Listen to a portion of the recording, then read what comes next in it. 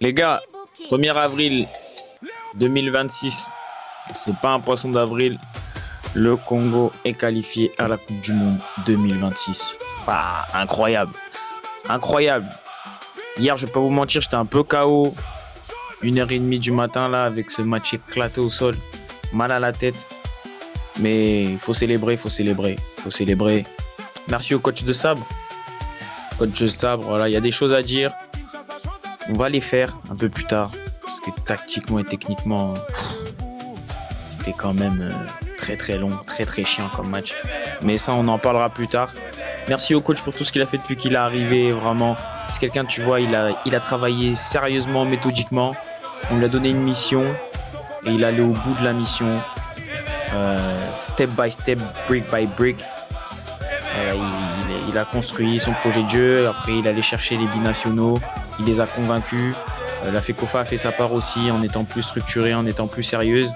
Ce qui a donné les derniers résultats en CAN et ce qui a donné aujourd'hui un résultat historique. Après 52 ans, la RDC ira au mondial. Voilà, c'est incroyable. C'est incroyable à vivre.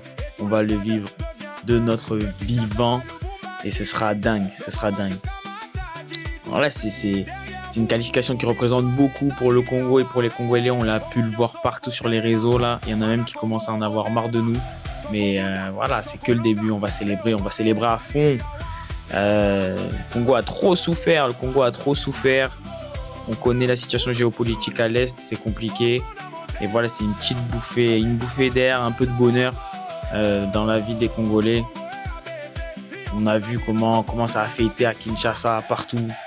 À Paris, partout. Et les Congolais sont allés jusqu'à Guadalajara. C'est une dinguerie. Jusqu'au Mexique pour célébrer, pour supporter leur équipe. Donc voilà, hein. On peut être fier. On analysera plus tard. Là, il faut vraiment célébrer, profiter de ce moment. D'ailleurs, aujourd'hui est un jour férié pour les Congolais au pays. C'est montrer à quel point c'est important. Les gens me demandent, t'en fais pas un peu trop, machin, etc. Non, vous vous rendez pas compte. Vous vous rendez pas compte de ce que ça représente. C'est fou, c'est dingue. C'est dingue quand t'es Congolais, encore plus quand t'es Congolais et fan de football. C'est incroyable. C'est incroyable. Donc voilà, hein. Un gros soutien. Ils ont eu un gros soutien du peuple. Ils ont eu un gros soutien des anciens joueurs, même toute l'Afrique. On pense à Pape Thiaw qui avant, pendant, après a soutenu la RDC publiquement, le sélectionneur du Sénégal. Et on remercie tous les gens qui nous ont soutenus. On remercie les joueurs qui ont fait le taf. Voilà, faut dire ce qui est. Ils ont fait le taf. Ils auraient pu choke. Ils auraient pu perdre au péno. Ils auraient pu prendre un but. Non, ils ont fait le taf. C'était pas beau à voir, mais ils sont allés au bout. Donc c'est incroyable. On ira à la Coupe du Monde 2026.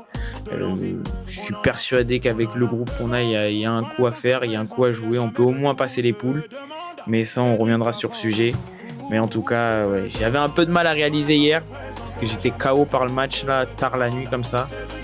Et voilà, ce matin, en revoyant les vidéos, en repensant un peu à la soirée passée, voilà, petite larme, tu connais, un peu d'émotion, quoi. Mais c'est dingue. RDC, Congo-Nabisso, Coupe du Monde 2026. Dites-moi ce que vous en pensez, jusqu'où iront les léopards. Et nous, on s'attrape plus tard. Ciao!